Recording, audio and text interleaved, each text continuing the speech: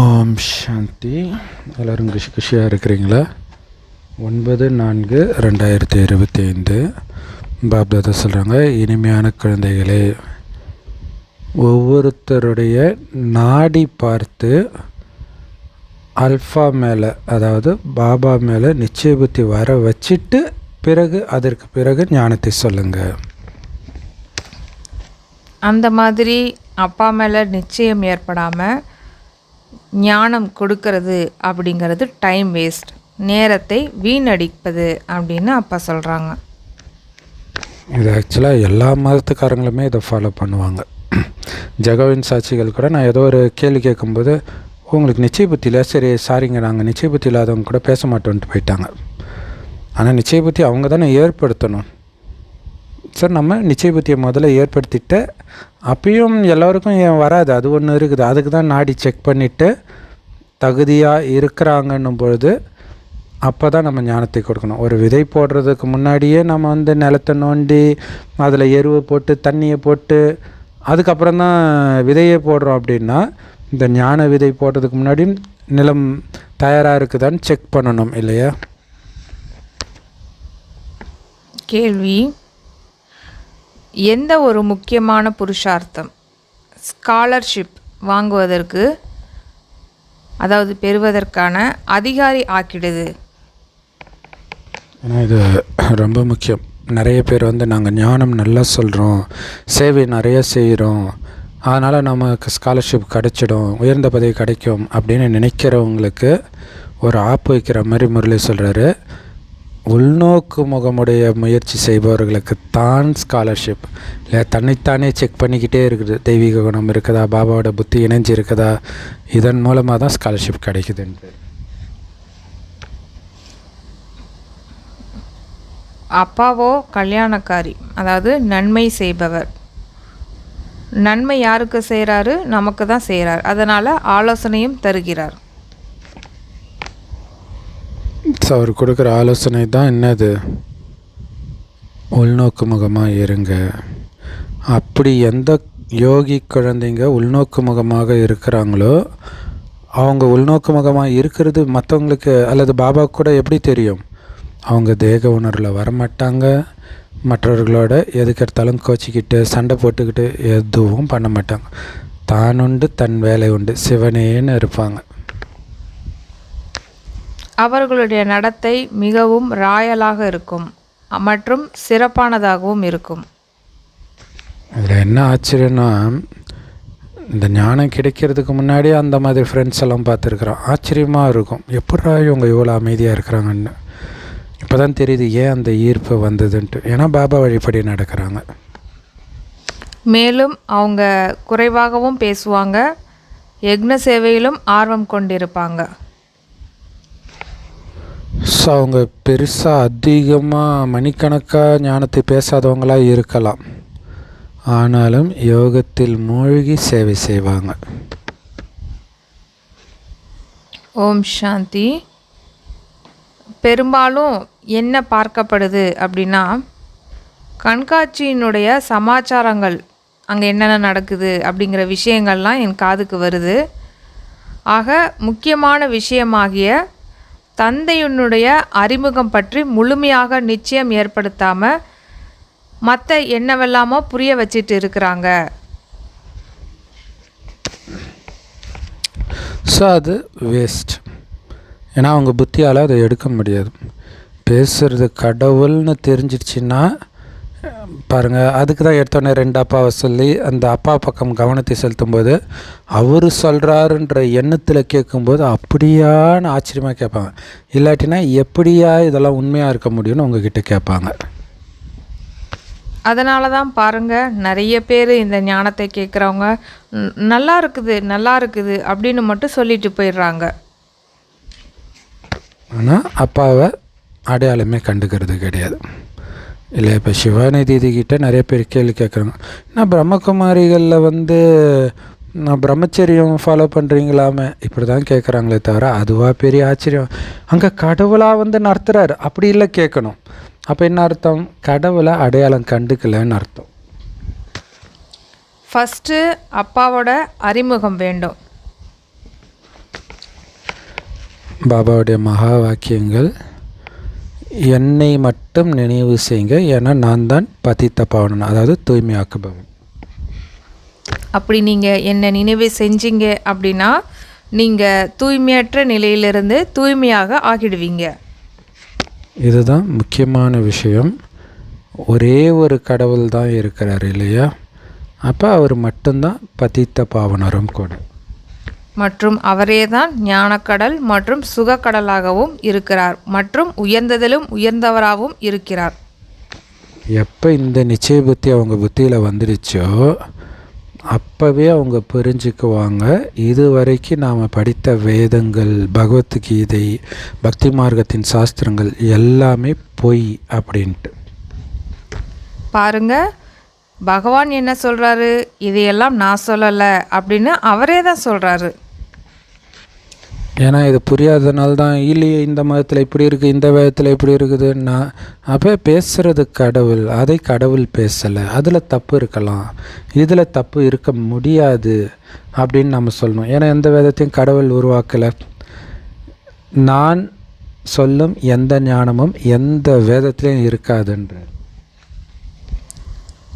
மற்றது எல்லாமே பக்தி மார்க்கத்தினுடைய ஞானமாகும்.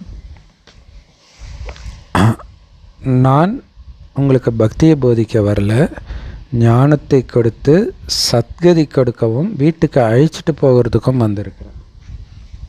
பிறகு என்ன ஆயிடுது, இந்த ஞானம் பெரும்பாலும் மறந்து போயிடுது. இந்த ஞானத்துடைய பலன்தான் சொர்க்கம். அந்த பலனும் முடியுது 2500 வருஷம் கழிச்சு அப்படின்னும்பொழுது மீண்டும் பக்தி மார்க்கம் தொடங்குது.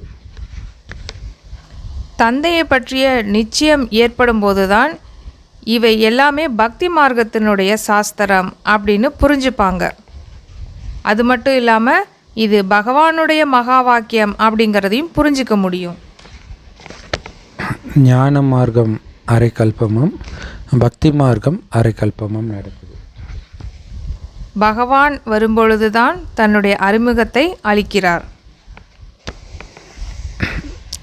நான் உங்களுக்கு கல்பத்தின் ஆயுள் 5000 வருடம், ஒவ்வொரு கல்பத்தின் ஆயுள்னு சொல்கிறேன்.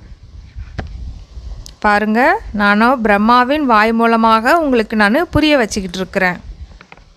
ஸோ அதனால் இங்கே முதலும் முக்கியமான விஷயம் என்ன அப்படின்னா, கடவுள் யாருன்றதை புரிய வைக்கிறதுல தான் உங்கள் புத்தி இருக்கணும்.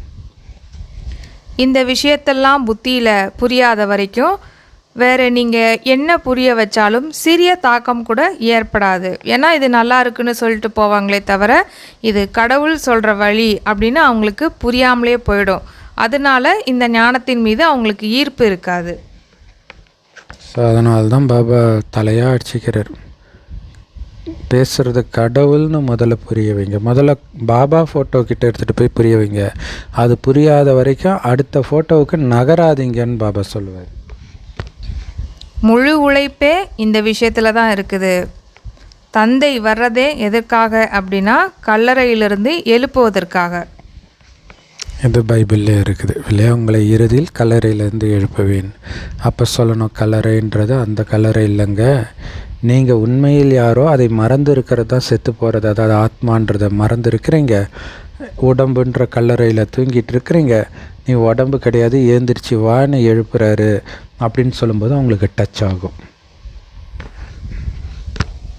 சாஸ்திரங்கள் வேதங்களை படிக்கிறதுனால யாருமே விழிச்சிக்க மாட்டாங்க இல்லையா? இத்தனை வருடமாக 2500 வருடமாக அதைத்தான் போதிச்சு எல்லாரும் படிச்சுட்டு வந்திருந்தாங்க. எல்லாரும் விழிப்படைஞ்சிட்டாங்களான்னா இல்லை, இன்னும் நரகமாக தான் போய்கிட்டே இருக்குது.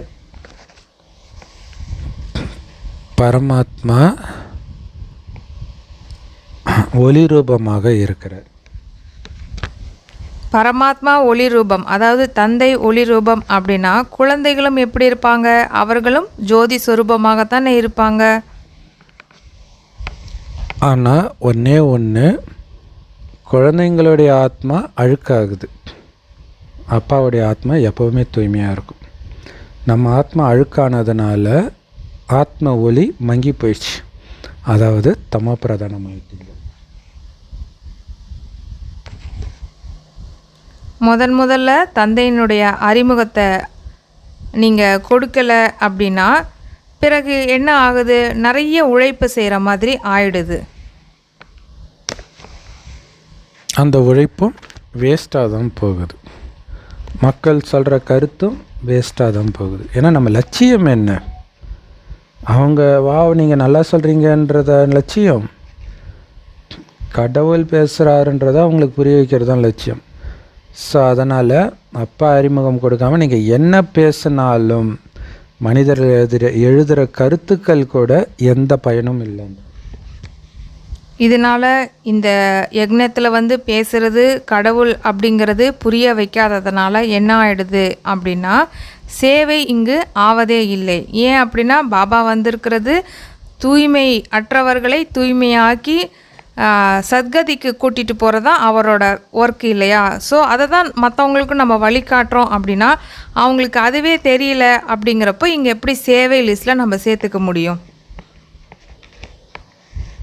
ஒருவேளை ஏன்னா இங்கே யோசிச்சு பாருங்களேன், கிறிஸ்தவர்கள் அல்லது மதம் மாறுறாங்க. அப்போ தான் கிறிஸ்தவ மதத்துக்குன்னா இயேசு தான் கடவுள்னு உணர்ந்துட்டேன் இல்லையா? மற்ற எந்த ஞானத்தையும் அவங்க பேசுகிறதில்ல, கடவுள் யாருன்னு உணர்றது தான் அங்கே பேசுகிறாங்க. ஆனால் ஒரிஜினல் கடவுள் இங்கே வராரு, ஆனால் இங்கே யாருமே அதை சொல்லலையே. அதான் பிரச்சனை. ஒருவேளை இங்கே பேசுகிறது கடவுள்னு அவங்களுக்கு நிச்சய புத்தி வந்துடுச்சு அப்படின்னா, பிரம்மா வாய் வழியாக கடவுள் ஞானத்தை கொடுக்குறாருன்னு அவங்க புரிஞ்சுக்குவாங்க. பாருங்க, மனிதர்கள் பிரம்மாவை பார்த்து எவ்வளவு குழம்புறாங்க. அப்பாவை அடையாளம் கண்டுக்காததுனால தான் இவ்வளவு குழப்பம். பக்தி மார்க்கம் கடந்துடுச்சு அப்படிங்கிறத நீங்கள் எல்லாரும் இப்போ புரிஞ்சுக்கிட்டீங்க. கலியுகத்தில் இருக்கிறது பக்தி மார்க்கம். சங்கமயுகத்தில் ஞான மார்க்கம் நடந்துட்டு இருக்குது. நாம் இப்போ சங்கமயுகத்தினர் ஆயிட்டோம். ராஜயோகத்தை சங்கமயுகத்தில் படிச்சுட்டு இருக்கிறோம். பிறகு புது உலகத்திற்காக என்ன பண்ணுறோம்? தெய்வீக குணங்களை தாரணை செய்கிறோம். யார் சங்கமயுகத்தில் இல்லையோ அவங்க இன்னும் கீழான நிலை தமோ பிரதானமாக ஆகிட்டே இருக்கிறாங்க. ஒரு சைடு சங்கம யுகத்தில் நம்ம அப்பா கிடச்சி முயற்சி பண்ணி சதோ பிரதானமாக ஆவறதுக்கு முயற்சி பண்ணிக்கிட்டே இருக்கிறோம். அந்த பக்கம் என்ன ஆகிடுது அப்படின்னா, அவங்க தமோ பிரதான தன்மையில் ரொம்ப கீழே போய்கிட்டே இருக்கிறாங்க. அதுவும் அதிகரிச்சிட்டே போகுது.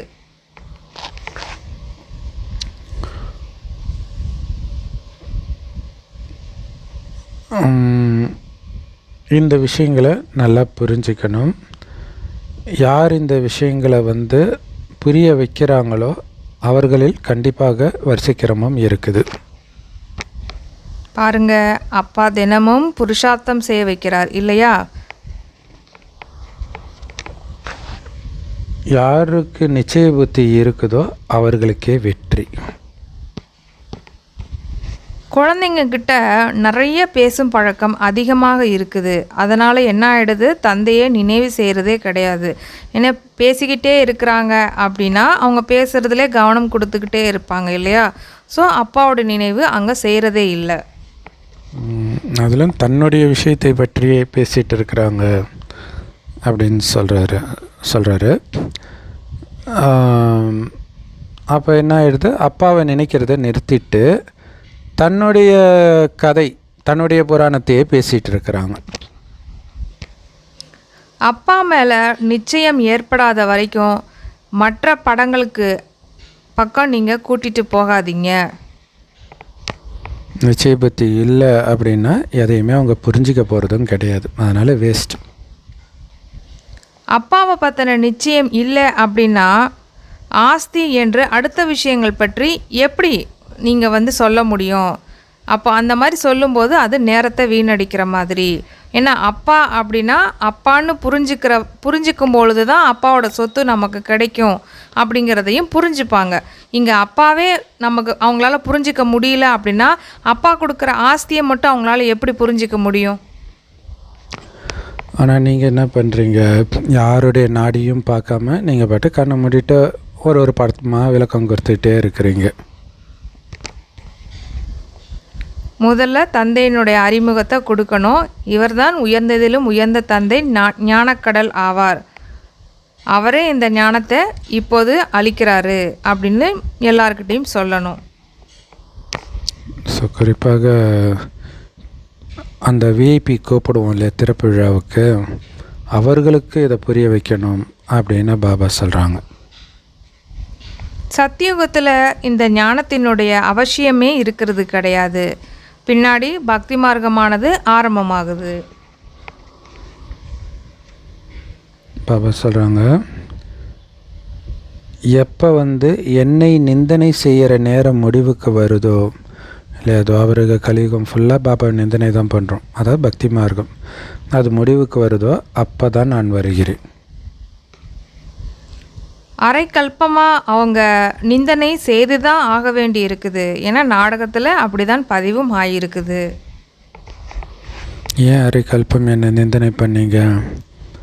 காரணம், நீங்கள் யாரை வழிபட்டீங்களோ அவங்களுடைய தொழில் தெரியாததுனால நிந்தனை பண்ணீங்க. கடவுளுடைய வேலை முக்தி, ஜீவன் முக்தி கொடுக்கறது தான் அப்படின்னு இருந்தால் அந்த கதைக்கு இதுக்கு என்ன சம்மந்தம்னு நீங்கள் கேட்டிருப்பீங்க. அது தெரியாததுனால நிந்தனை பண்ணிட்டீங்க. இப்போ நீங்கள் எல்லாத்தையும் புரிஞ்சுக்கிட்டீங்க இல்லையா? ஸோ மற்றவர்களுக்கும் நீங்கள் புரிய வைக்கணும். ஆனால் உங்களுக்கே பாபாவோடு யோகம் இல்லை அப்படின்னா நீங்கள் மற்றவர்களுக்கு என்னத்தை புரிய வைக்க முடியும்? இல்லை கடவுளுடைய குழந்தை நான், என்னுடைய அப்பா வந்துட்டார் அப்படிங்கிறத நான் புரிய வைக்கிறேன்ற போதை இருந்தால்தான் நீங்கள் அப்பாவை பற்றி புரிய வைக்க முடியும். பாபா பாபா அப்படின்னு சொல்லிக்கிட்டே இருந்தாலும் கூட யோகத்தில், அதாவது நினைவில் முற்றிலுமாக இருக்கிறது கிடையாது அப்படின்னா விகர்மங்கள் எப்படி விநாசமாகும்? அதனால தான் விகர்மங்கள் விநாசம் ஆகிறது கிடையாது. அதனால் பாபாவை நினைவு பண்ணுங்க. ஞானமும் தாரணை ஆகாது. பாவம் அழியாமல் ஞானம் தாரணை ஆகாது. ஒரு அப்பாவை நினைவு செய்கிறது தான் இங்கே முக்கியமான விஷயமே. இங்கே முக்கியமான விஷயமே ஒரு தந்தையுடைய நினைவில் இருக்கிறது தான். எந்த குழந்தைகள் ஞானமுடைய ஆத்மாவாக இருக்கிறது கூடவே யோகி, அதாவது பாபாவோட நினைவிலே இருக்கிறது இல்லையோ, அவங்க தேக அபிமானத்தினுடைய தன்மை அவசியம் இருக்கும் அப்படின்ட்டு பாபா சொல்கிறாங்க. பெரிய எச்சரிக்கை இல்லையா? நீங்கள் என்ன ஞானி ஆத்மாவாக இருந்தாலும் பாபா நினைவில்லைன்னா தேக உணர்வு இருந்தே தீரும், அதோடைய அம்சம் இருந்தே தீரும்.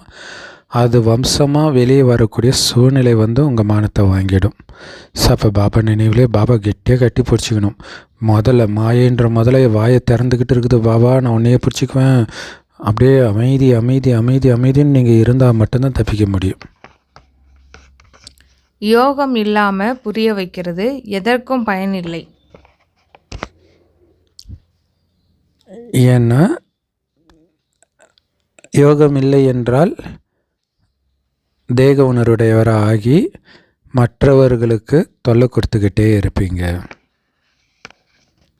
பாபா சொல்கிறாங்க, குழந்தைகள் நன்றாக பேசுகிறாங்க, சொற்பொழிவு பண்ணுறாங்க அப்படின்னா தாங்கள் நல்ல ஞானமுடைய ஆத்மாக்கள் அப்படின்னு நினச்சிக்கிறாங்க. பாபா சொல்கிறாங்க, அவங்க ஞானி குழந்தையாக இருக்கலாம், ஆனாலும் யோகம் இல்லையே, யோகம் செய்வதற்கான கொஞ்சம் ரொம்ப ரொம்ப கம்மியான முயற்சி தான் பண்ணுறாங்கன்றார். அதுக்காக தான் பாபா சொல்கிறாங்க சாட் வையுங்க அப்படின்ட்டு அப்பா நமக்கு புரிய வைக்கிறாங்க. இங்கே யோகத்தினுடைய விஷயம்தான் ரொம்ப முக்கியமானது அப்படின்னு சொல்கிறாங்க. இது ரொம்ப முக்கியமான விஷயம். ஏன்னா எப்படிப்பட்டவர்களாக இருந்தாலும் பாபா நினைக்கணும் அடிக்கடி ஞாபகம் வரும், ஆனால் டக்குன்னு மறந்துடும். அப்போ நீங்கள் சார்ட்டு வச்சிங்கன்னா எவ்வளோ நேரம் நினச்சிங்கன்னு தெரியும்ல, அதுக்காக தான் இந்த யுக்தி சொல்கிறார். ஆனால் எத்தனை பேர் ஃபாலோ பண்ணுறீங்க அப்படின்னு நம்மளே கேட்டுக்கணும். நிறைய பேர்த்துக்கிட்ட யோகமே இல்லை. அப்படி யோகம் இல்லை அப்படின்னா எப்படி விகர்மங்கள் விநாசமாகும்? அப்படி விகர்மங்கள் விநாசம் ஆகலை அப்படின்னா பின்னாடி என்ன பதவி அடைவீங்க? ஏன்னா முக்கியமான விஷயமே இங்கே யோகம்தான். ஆனால் குழந்தைங்க யோகத்தில் கவனம் கொடுக்கறதுக்கு பதிலாக ஞானத்தை புரிய வைக்கிறதுல மட்டும் கவனம் கொடுக்குறாங்க, நல்லா சேவை செய்கிறாங்க. ஆனால் யோகம் இல்லைன்னா பாவம் அழியாது, பாவம் இல்லைன்னா உங்களால் சேவையும் செய்ய முடியாது. பிறகு நீங்கள் என்ன பதவி அடைய முடியும்? நிறைய குழந்தைங்க யோகம்ன்ற பாடத்தில் தான் ஃபெயில் ஆகிடுறாங்க. ஸோ இது ரொம்ப முக்கியமும் கூட யோகம்ன்றது. ஏன்னா நாம் கடவுளுடைய ஞானத்தை சொல்கிறோம், எல்லா மதத்தை சார்ந்தவர்களும் கடவுளுடைய ஞானத்தை சொல்வதாக நம்பிட்டு தான் சொல்கிறாங்க. ஆனால் எல்லாருமே பாலியல் குற்றத்தில் சிக்கிறத நம்ம பார்க்குறோம். ஏன்னா அங்கே யோக பலம் கிடையாது, இறைவனை பற்றி தெரியாது, நினைக்கிறதும் இல்லை. அப்போ நாம் அதில் தான் கடவுளுடைய குழந்தைன்னு நிரூபிப்போம். அதுவும் திரும்புகிற பக்கம்லாம், அதுவும் கணவன் மனைவி ஒன்றா இருந்துக்கிட்டே தூய்மையாக இருக்கிறாங்கன்றதெல்லாம் சாதாரண விஷயம் கிடையாது இல்லை.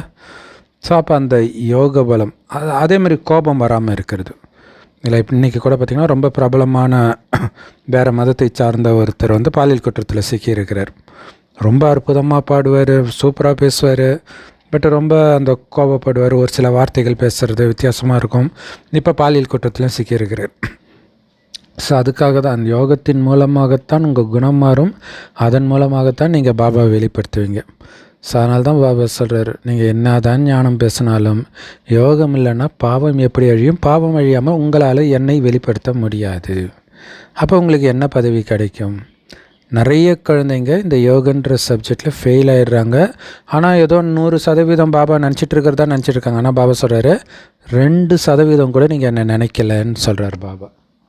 அதாவது இங்கே பிரம்மா பாபா சொல்கிறாங்க, அவர் சாப்பிடும்போது நினைவில் இருக்கிறாராம், அப்புறம் மறந்துடுறாராம்.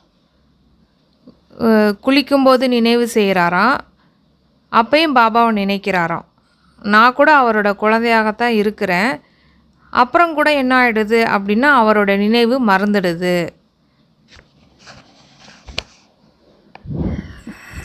ஸோ நீங்கள் என்ன நினைப்பீங்க? இவர் தான் நம்பர் 1 சொல்லியாச்சு, பிரம்மாபாபா தான் நம்பர் 1 நம்ம எல்லாருக்கும் தெரியும். அப்போ கண்டிப்பாக அவர் ஞானத்துலையும் யோகத்துலையும் பக்காவாக இருப்பாருன்னு தான் நம்ம நினைப்போம். ஆனாலும் பிரம்மாபாபாவே சொல்கிறாரு, இல்லை, யோகத்துக்கு ரொம்ப முயற்சி பண்ண வேண்டியதாக இருக்குது, முயற்சி பண்ணி பாருங்கள், உங்களுக்கே தெரியும் அது எவ்வளோ கஷ்டம்னு. அப்போ முயற்சி பண்ணிவிட்டு நீங்கள் உங்களுடைய அனுபவத்தையும் சொல்லுங்கன்றார். உதாரணமாக தையல்காரர் ஒருத்தர் துணி தைக்கிறாரு அப்படின்னா பாபாவோட நினைவிலே இருக்கிறேனா அப்படின்னு பார்க்கணும்.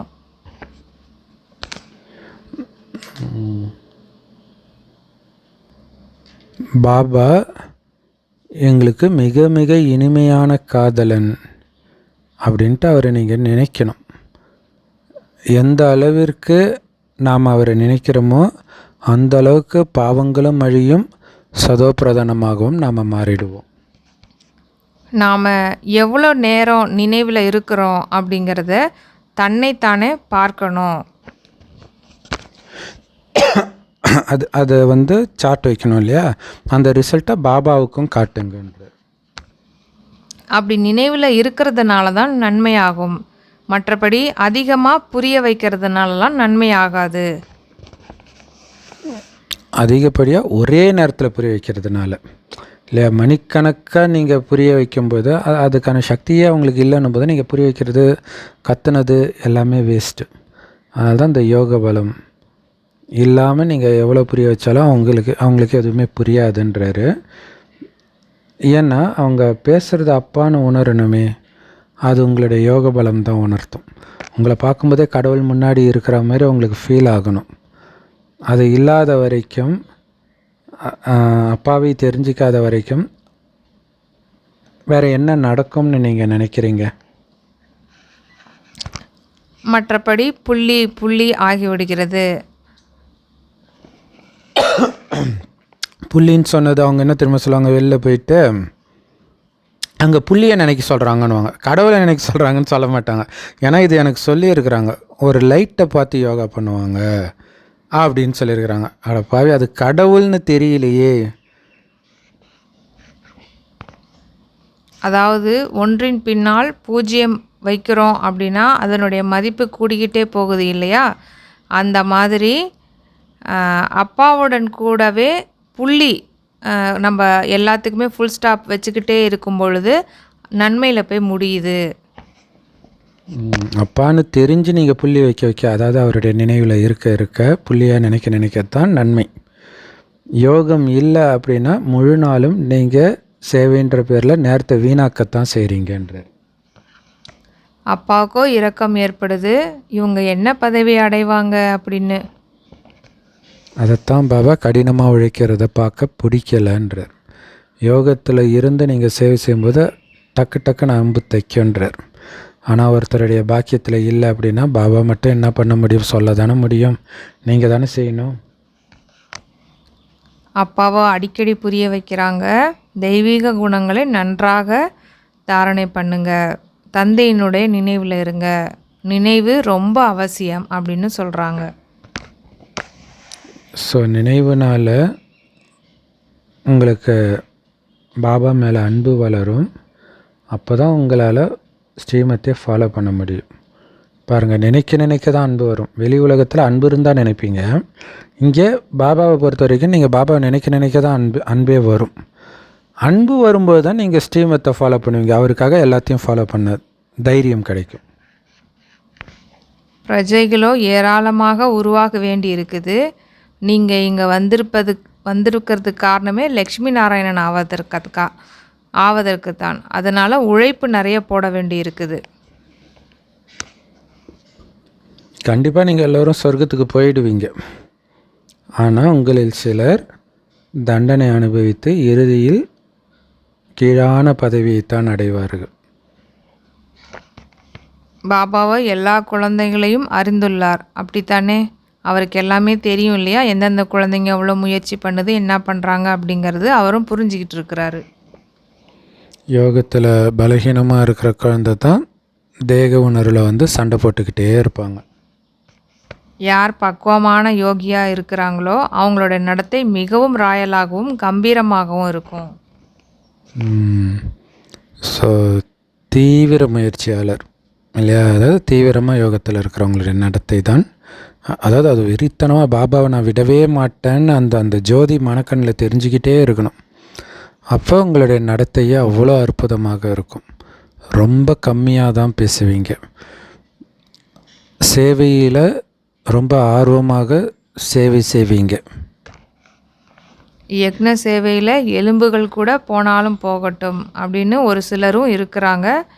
ஆனால் நினைவில் அதிகமாக இருந்தீங்க அப்படின்னா தந்தையோட அன்பு மற்றும் குஷியோடமும் இருப்பீங்க. ஸோ சேவை செய்கிறது முக்கியம், ஆனால் அதை விட அதிக முக்கியம் பாபாவுடைய நினைவிலேயே இருக்கிறது. ஏன்னா நிறைய பேர் சேவை முக்கியம் இல்லைன்ட்டு வெறும் நினைவு, நாங்கள் நினைவிலே மனசாக சேவை பண்ணிக்கிறோன்னு அப்படி தப்பாக போயிடுவாங்க. இங்கே பாபா சேவை செய்கிற குழந்தை தான் எனக்கு பிடிக்கும்னு 2-3 நாள் முன்னாடிலாம் சொன்னார் இல்லையா? பேலன்ஸ் பண்ணுறார். வெறும் சேவையிலே போயிடாமல் நினைவோடு பண்ண கற்றுக்கோங்க. அப்போ தான் பாபா மேலே அன்பும் சேவை செய்யும்போது அந்த ஆனந்தமும் இருக்கும். நான் பாரத கண்டத்தில் தான் வருவேன் அப்படின்ட்டு அப்பா சொல்கிறாங்க. பாரதவாசிகளை தான் நான் முன்னேற்றுறேன். சத்தியுகத்தில் நீங்கள் தான் உலகத்தின் அதிபதியாக இருந்தீங்க, சத்கதியிலும் இருந்தீங்க. பிறகு துர்கதியாக ஆக்குனது யார்? ராவணன். எப்பொழுது ஆரம்பமாகியது அப்படின்னா துவாபர யுகம் முதல், அதாவது அரைக்கல்பத்திற்கான சத்கதி ஒரு நொடியில் அடையிறீங்க. அதாவது துவாபர யுகம் முதல் ராவணனுடைய ராஜ்யம் ஆரம்பமாகுது. 2500 வருஷம் இருந்தீங்க. இருந்தாலும் உங்களுடைய சத்கதி எப்படி ஆகுது அப்படின்னா ஒரு நொடியில் அடைஞ்சிடுறீங்க அப்படிங்கிறாரு. 21 பிறவிக்கான ஆஸ்தி நமக்கு இப்போ கிடைக்கிது ஒரு வினாடியில். எனவே எப்பொழுதுமே யாராவது ஒரு நல்ல மனிதர் வந்தாங்க அப்படின்னா முதலில் அவருக்கு அப்பாவோட அறிமுகத்தை கொடுங்க. பாபா சொல்கிறாங்க, குழந்தைகளே, இந்த ஞானத்தை படிப்பதன் மூலமாக மட்டுமே உங்களுக்கு சத்கதி கிடைக்கும். இந்த நாடகம் என்ன ஆகுது? வினாடிக்கு வினாடி நடந்து கொண்டே இருக்குது அப்படிங்கிறத நீங்கள் இப்போ புரிஞ்சுக்கிட்டு இருக்கீங்க. இது மட்டும் உங்கள் புத்தியில் இருந்தாலே உங்கள் மனம் ஒரே நிலையில் இருக்கும் இல்லையா? திடீர்னு ஒருத்தவங்க வராங்க டென்ஷன் படுத்துகிறாங்கன்றதுக்கு டக்குன்னு நீங்கள் கோபப்படுறீங்க. ஏன்? நாடகத்தின் அடுத்த காட்சியை பார்த்துக்கிட்டு இருக்கிறேன்ற உணர்வு இல்லாததுனால, அந்த நாடகன்ற அந்த ஞானம் இருக்குது பார்த்தீங்களா, அதிலேயே மூழ்கிருக்கும். நாடகத்தின் அடுத்த காட்சி இதுக்கு எனக்கு சம்மந்தமே இல்லை அப்படின்னு நீங்கள் விலகி இருந்தால் மட்டுமே மனநிலை ஒரே சீராக இருக்கும். அது ஞாபகம் இருந்துக்கிட்டே இருக்கணுன்றார். இது ரொம்ப ஆழமான விஷயம். ஏன்னா நம்ம ஒவ்வொரு டெஸ்ட் பேப்பர்லையும் ஃபெயில் ஆனதுக்கு இதுதான் முக்கியமான காரணமாக இருக்கும். பாபாவும் சொல்கிறாங்க, இந்த சிருஷ்டி சக்கரம் ஃபேன் போல் எப்படி ஊர்ந்து சுற்றிக்கிட்டே இருக்குது அப்படிங்கிறது புத்தியில் இருக்கட்டும். அது மட்டும் இல்லாமல் வினாடிக்கு வினாடி எப்படி போயிட்டுருக்குதான், டிக் டிக் அப்படின்னு நகர்ந்து கொண்டே போய்கிட்டே இருக்குது. ஸோ ஒட்டுமொத்த பாகங்களும் நாடகத்தின்படி தான் நடிக்கப்படுது. ஸோ அதில் நன்மை இருக்குது. அவங்கவுங்களுடைய பார்ட்டு நடிக்கிறாங்கன்னு நினைத்தாலே நீங்கள் டென்ஷன் ஆக மாட்டீங்க. ஒரு வினாடி கடந்து போயிடுச்சு, முடிஞ்சிருச்சு அப்படின்னா திருப்பவும் அடுத்த ரோல் சுற்றி கொண்டே இருக்குது. ரொம்ப ஸ்லோவாக சுற்றுது இல்லையா? உங்களுக்காக அது வேகமாகலாம் நடக்காது. இது எல்லையில்லாத நாடகமாகும். ஆனால் வயதானவர்களால் இதை புத்தியில் ஞாபகம் வச்சுக்கிறது கஷ்டம்தான். ஞானம் கூட பதிகிறது கொஞ்சம் கஷ்டமாக தான் இருக்கும். யோகமும் இல்லை, பிறகு குழந்தையாகவே இருக்கிறார்கள். இல்லை, ஞானமும் இல்லை, யோகமும் இல்லை, இருந்தாலும் அவங்களும் பாபா குழந்தை தான். ஸோ யார் சேவை செய்வார்களோ அவர்கள் உயர்ந்த பதவியை அடைவார்கள். மற்றவர்களுடைய பதவி குறைவாக இருக்கும். ஸோ அதுக்கு தான் சொல்லிட்டார் பார்த்தீங்களா, யோகான்ட்டு. அப்போ சேவை பண்ணலைன்னு நினச்சிக்கக்கூடாது. அதுக்கு தான் சேவை செய்வார்கள். அப்போ சேவையோடு அந்த குணமும் இருக்கணும், அதுக்கு யோகம் இருக்கணும். ஸோ இது உங்களுடைய புத்தியில் ஆழமாக பதிய வைங்க. எப்படி இந்த எல்லையற்ற நாடகம் சக்கரம் சுற்றிக்கிட்டே இருக்குதுன்றது உங்கள் மைண்டில் ஓடிக்கிட்டே இருக்கணும். இதனை உறுதியாக நினைவில் வச்சுக்கோங்க. ஏன்னா இது எல்லை இல்லாத நாடகம். சக்கரம் இப்போ சுற்றிக்கிட்டே இருக்குது. எப்படி ரெக்கார்ட் சுற்றிக்கிட்டே இருக்குது இல்லையா, அந்த மாதிரி இந்த சக்கரமும் சுற்றிக்கிட்டே இருக்குது. ஸோ இது ரொம்ப ரொம்ப முக்கியமான விஷயம். ஏன்னா சத்தியுகத்தில் சுகம் கொடுக்கக்கூடிய பாகம்தான் இருக்கும் ஃபுல்லாக. கலியுகத்தில் பாவம் செய்கிற பாகம் இருக்கும், அதுக்கான தண்டனைக்கான பாகமும் இருக்கும். ஆனால் இப்போ இருக்குது பாருங்கள், பாவம் செய்ய வைக்கக்கூடிய பாகம் வந்துக்கிட்டே இருக்கும். அதுலேருந்து விடுபடுறது தான் உங்களுடைய டேலண்ட். ஏன்னா அதுக்கான ஞானத்தையும் கொடுத்துக்கிட்டே இருக்கிறார். நமக்கு தான் அது அதிவேகத்தில் வரும் அஞ்ஞானிகளை விட. ஸோ நாடகத்தில் இப்போதைய பாகம் அப்படி. அதனால் இந்த நேரத்தில் இவன் தப்பு அவன் தப்பு கிடையாது. நான் கரெக்டாக நடந்தனான்றதில் மட்டும் உங்களை பற்றிய கவனம் மட்டுமே இருக்கணும். அதுதான் சங்கமயுகம்.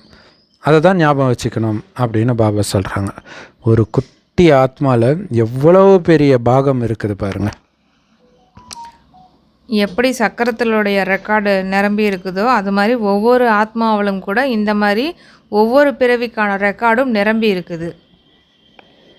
இதுதான் அதிசயம்னு சொல்கிறோம். ஆனால் எதுவுமே கண்ணுக்கு தெரியறது கிடையாது.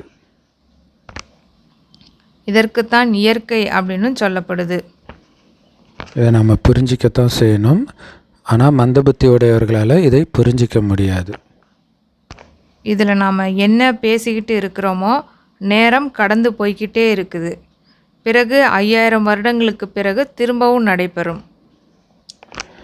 இந்த புரிதல் உங்களை தவிர வேறு யாருக்குமே கிடையாது. யார் மகாரதியோ இருப்பாங்களோ அவர்கள் அடிக்கடி இந்த விஷயங்கள் மீது கவனம் கொடுத்து புரிய வச்சுக்கிட்டே இருப்பாங்க. சூப்பரில் செம முக்கியமான பாயிண்ட்டு. ஆக்சுவலாக ஒரு சிஸ்டர் இந்த ட்ராமாவை பற்றி சொல்லுங்கன்னு ரெக்கார்ட் போட்டுக்கிட்டே இருப்பாங்க. அவங்க ரொம்ப ரொம்ப சந்தோஷப்படுவாங்கன்னு நினைக்கிறேன் பாபா இதை பற்றி சொல்கிறது. முதல்ல தந்தையை நினைவு செய்யணும் அப்படிங்கிற முடிச்ச முதல்ல போடுங்க. பாபா சொல்கிறாங்க, என்ன நினைவு பண்ணுங்க. ஆத்மா இப்போது வீடு போக வேண்டிய டைம் வந்துருச்சு. ஸோ தேகத்தினுடைய எல்லா சம்பந்தங்களையும் விட்டுடணும். எவ்வளவு முடியுமோ அவ்வளவு காலம் பாபாவை நினைவு பண்ணிக்கிட்டே இருங்க. இந்த புருஷார்த்தம் மறைமுகமானதாக இருக்குது. பாபா ஆலோசனை கூட தருகிறாரு. அறிமுகம் கூட அப்பாவை பற்றியே கொடுங்க. ஸோ கொஞ்சமாவது உங்களுக்கு பாபா நினைவு இருந்தால் மட்டுமே உங்களால் கொஞ்சமாவது பாபாவுடைய அறிமுகத்தையும் கொடுக்க முடியுன்றார். பாபா ஏன் இப்படி சொல்கிறாருன்னா, எதை நீங்கள் நினச்சிட்டே இருக்கீங்களோ அதை தான் வாய் வழியாகவும் சொல்லுவோம். அப்போ பாபாவை நம்ம நினச்சிட்டே இருக்கிறோம் அப்படின்னா முதல்ல அப்பாவோட அறிமுகத்தை தான் கொடுப்போம் நம்ம. ஸோ அப்போ கொஞ்சம் நினைவு இருந்துச்சுன்னா கொஞ்சம் தான் பாபா அறிமுகத்தை கொடுப்பீங்க. அப்போ பாபா நினைவிலே மூழ்கினா தான் பாபாவுடைய அறிமுகத்தை ஆழமாக நீங்கள் அவங்க புத்தியில் உட்கார வைப்பீங்க. உட்கார வைக்கணும். சொல்லுங்கள், அவர் தான் சத்தியமாக என்னுடைய தந்தைன்னு அவங்கள எழுத வைங்க. இது எனக்கு ஆச்சரியமாக இருக்குது. ஏன்னா ஒரு கிறிஸ்தவ மீட்டிங்க்கு போயிருக்கிறேன். பாபா குழந்தை ஆன புதுசுன்னு நினைக்கிறேன். அப்போ ஒரு அம்மா ஸ்பெஷலாக சென்னையிலேருந்து வந்து பேசுனாங்க. கடைசியில் அது முடிக்கும்பொழுது அது ஏதோ ஒன்று சொல்லுவாங்களே, அது ஏதோ அந்த எண்ணெயை வச்சு ஏதோ பண்ணுவாங்க. அதுக்கு ஏதோ ஒரு பேர் சொல்லுவாங்க, ஞானஸ்நானம்மா ஏதோ சம்திங். அப்போ கேட்குறாங்க, இயேசு தான் கடவுள் நீ ஏற்றுக்கிறியா அப்படி கேட்குறாங்க. ஸோ அவங்களுடைய லட்சியம் அதுவாக இருக்குது. ஏன்னா அதை ஏற்றுக்கிட்டால் தான் அவங்க கிறிஸ்டின். அதேமாதிரி முஸ்லீம் பார்த்திங்கன்னா முகமது நபி தான் கடைசி தூதர் நீ ஏற்றுக்கிறியா அப்படின்வாங்க. ஸோ அந்த மாதிரி இங்கே கடவுள் இவர் தான் உண்மையான அப்பா அப்படின்னு நீங்கள் எழுத வைக்கணும். எழுதுங்கன்னு சொல்லுங்கள். அப்போ அவங்க எழுதுனாங்கன்னா ஓகே, அவங்க கொஞ்சமாவது முயற்சியாவது பண்ணுறாங்க இவர் அப்பான்னு நம்புறதுக்குன்னு புரிஞ்சுக்கலாம். தேகத்துடன் சேர்ந்து அனைத்தையும் விட்டுட்டு ஒரு அப்பாவை நினைவு செய்யணும். ஏன்னா நினைவினால தான் நீங்கள் தமோ பிரதானத்திலிருந்து சதோ பிரதானமாகவும் ஆவீங்க. முக்தியிலையோ ஜீவன் முக்தியிலேயோ எந்த விதமான வலியோ துக்கமோ இருக்காது. நாளுக்கு நாள் என்ன ஆகுதுன்னா நல்ல நல்ல விஷயங்களை அதிகமாக புரிய வைக்கவும் படுது. உங்களுக்குள்ள இதை பற்றி மட்டுமே நீங்கள் பேசிக்கணும். அது மட்டும் இல்லாமல் தகுதி உடையவராகவும் ஆகணும். பிராமணர்கள் ஆகியும் நீங்கள் பாபாவுடைய சேவை பண்ணலை அப்படின்னா நீங்கள் எதுக்கு பயன்படுவீங்க? படிப்பையோ நல்ல முறையில் தாரணை செய்யணும் இல்லையா? நிறைய பேருக்கு ஒரு எழுத்து கூட தாரணை ஆகலை அப்படின்னு அப்பா சொல்கிறாங்க. அப்பாவை சரியாக அவர்கள் நினைப்பதும் கிடையாது. ராஜா ராணி பதவியை அடையிறதுல உழைப்பு இருக்குது. யார் உழைக்கிறாங்களோ அவங்க உயர்ந்த பதவியை அடைவாங்க. முயற்சி செய்தால்தான் ராஜ குடும்பத்தில் பிறக்க முடியும். தானாக பிறந்துடுவீங்களா என்ன? முதல் நம்பரில் வருபவர்களுக்குத்தான் ஸ்காலர்ஷிப்பும் கிடைக்கிது. லக்ஷ்மி நாராயணனுக்கு ஸ்காலர்ஷிப் கிடைச்சது இல்லையா? அதுக்கப்புறம் ஃபுல்லாக வர்ஷிக்கிறமும் மிகப்பெரிய தேர்வு இல்லையா? ஏன்னா எல்லையற்ற நாடகத்தில் நடக்கக்கூடிய மிகப்பெரிய தேர்வு இது. ரொம்ப முக்கியமான தேர்வும் கூட. ஏன்னா மிக முக்கியமான பதவி இல்லையா? 5000 வருஷத்துலேயே நம்பர் 1 முக்கியமான பதவி நாராயணன் பதவி தான். அப்போ அதற்கான தேர்வும் அப்படித்தானே இருக்கும். அப்போ எவ்வளோ கவனம் கொடுக்கணும்.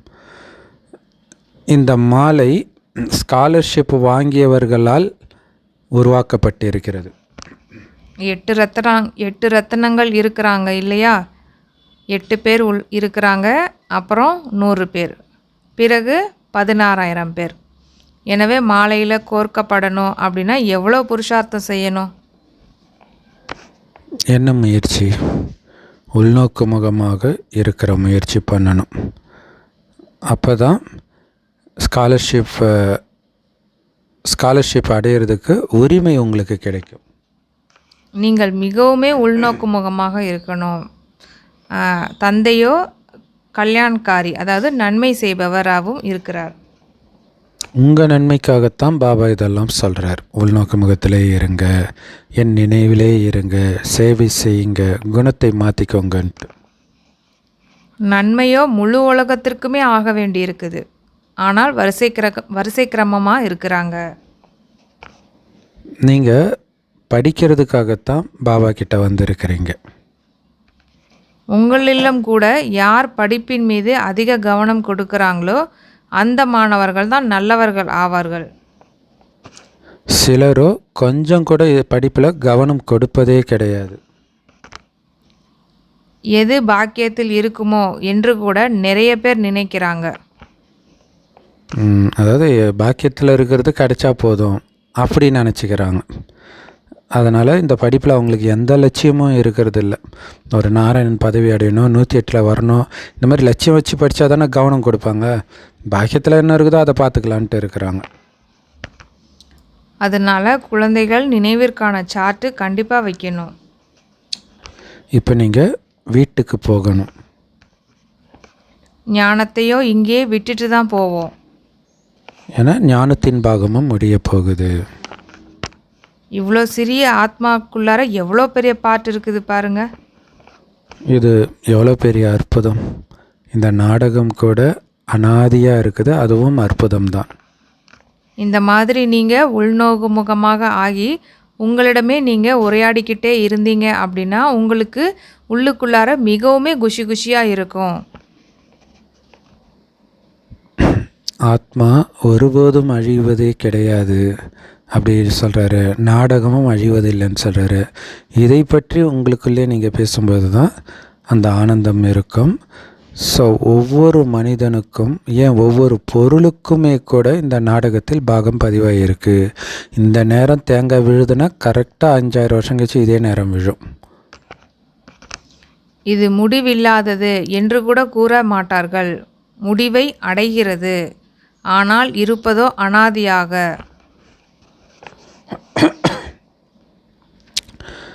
ஸோ நிறைய விஷயங்கள் இருக்குது. இதைத்தான் அற்புதம், அதிசயம் அப்படின்னு சொல்லப்படுது.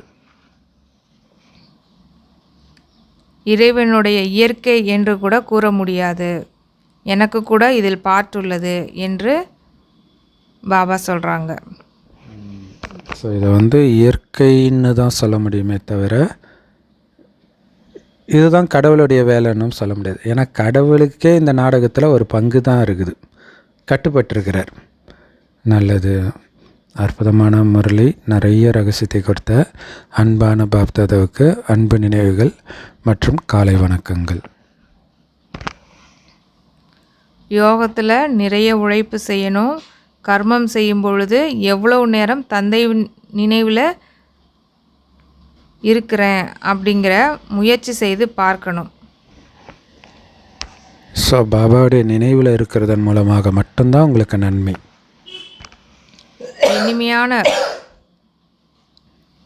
இனிமையான பிரியதர்ஷனரை மிகவும் நம்ம அன்புடன் நினைவு செய்யணும். அது மட்டும் இல்லாமல் நினைவினுடைய சார்ட்டும் வைக்கணும். ஸோ இந்த நாடகத்துடைய ரகசியங்களை புரிஞ்சிக்கணும் அப்படின்னா விசால புத்தி, நுட்பமான புத்தி இருக்கணும். இது ரொம்பவும் மிக மிக மங்களகரமான நாடகம் ஆகும். இப்போ நாம் என்ன செய்தாலும் என்ன சொன்னாலும் அது அப்படியே 5000 வருஷம் கழிச்சு திரும்ப ரிப்பீட் ஆகும். இப்போ நீங்கள் டென்ஷன் ஆகுறீங்கன்னா 5000 வருஷம் கழிச்சு டென்ஷன் ஆவீங்க. ஸோ அப்போ இது தெரிஞ்சதுன்னா நாம் இப்போயே டென்ஷன் ஆகாமல் விட்டால் ஒவ்வொரு கல்பத்திலையும் டென்ஷன் ஆக மாட்டோம் இல்லையா? அதுக்கு தான் அந்த நாடகன்றது மைண்டில் ஓடிக்கிட்டே இருக்கணுன்றார். ஏன்னா மற்ற எல்லாமே நடக்க போகுது அப்படியே. ஆனால் இப்போ நீங்கள் டென்ஷன் ஆகுறீங்களா இல்லையான்றது உங்கள் கையில் தான் இருக்குது. வரதானம். இதை துல்லியமாக புரிஞ்சுக்கிட்டு எப்போவுமே சந்தோஷமாக இருங்க. வரதானம். வரதானம். மாயா ப்ரூஃப் ஆகி உங்களுடைய உயர்ந்த வாழ்க்கையின் மூலமாக கடவுளின் ஞானத்தின் நடைமுறை நிரூபணமாக ஆகுங்கள். அதுக்கு விளக்கம். ஸோ உங்களை நீங்களே பாபாவின் ஞானத்தின் முன்னுதாரணமாக புரிந்து கொள்வதன் மூலமாக பாபாவின் ஞானத்தை உங்கள் நடத்தையின் மூலமாக நிரூபிக்கிறதன் மூலமாக நீங்கள் மாயா ப்ரூஃப் ஆகிடுவீங்க. எவ்வளோ சூப்பர் இல்லையா? ஸோ பாபா சொன்னது உண்மை, இதனால் இந்த மாற்றம் நடக்கும்ன்றதை உங்கள் நடத்தையின் மூலமாக நீங்கள் நிரூபிங்கன்றார். ஸோ அப்படி நான் நிரூபிப்பேன், அதுதான் என்னுடைய லட்சியம். நடத்தையின் மூலமாக நிரூபிப்பேன், வார்த்தையின் மூலமாக கிடையாது. நடத்தையின் மூலமாக நிரூபிப்பேன் அப்படின்னு நீங்கள் நினச்சிட்டிங்கனாலே மாயா ப்ரூஃப் ஆகிடுவீங்கன்றார். சமசூப்பரில். ஸோ ஏன்னா இந்த ஞானத்துடைய நடைமுறை நிரூபணமே உங்களுடைய உயர்ந்த தூய்மையான வாழ்க்கை தான். இதன் மூலமாக தான் இது கடவுளுடைய ஞானம்னு நீங்கள் நிரூபிக்க முடியும். ஏன்னா முடியாத ஒரு மிகப்பெரிய காரியத்தை சாத்தியமாக்குனீங்க அப்படின்னா அது எந்த காரியம் தெரியுமா? குடும்பத்தில் வாழ்ந்துக்கிட்டே எல்லைக்கு அப்பாற்பட்ட உள்ளுணர்வில் இருக்கிறீங்க பாருங்கள். இந்த தேகத்தின் உணர்வும் இந்த ஸ்தூல உலகத்தின் உறவுகளின் உணர்வுலேருந்தும் முற்றிலும் விலகி அப்பாற்பட்ட எல்லைக்கு அப்பாற்பட்ட மனநிலையில் நிலைச்சிருக்கிறீங்க பார்த்தீங்களா? இதுதான் இருக்கிறதுலே அசம்பவத்தை சம்பவமாக்கின மிகப்பெரிய விஷயம்ன்றார்.